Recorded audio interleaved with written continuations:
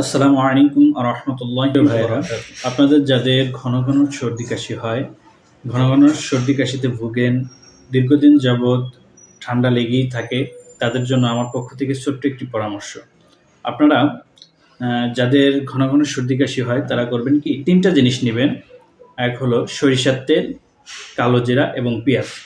সরিষার তেলটা তাওয়াতে ভালো মতো গরম করবেন, গরম করে সেটার মধ্যে পেঁয়াজ কুচি দিবেন। পেঁয়াজ কুচি যতটুকু নিবেন ততটুকু কালো জিরা নিবেন। প্রথমে তাওয়াটা গরম করে, তেলটা গরম করে সেখানে পেঁয়াজ কুচিটা দিয়ে দিবেন, ভালো মতো ভেজে নেবেন। যখন লাল লাল হয়ে যাবে তখন সেটার মধ্যে কালো জিরাটা ছেড়ে দিবেন।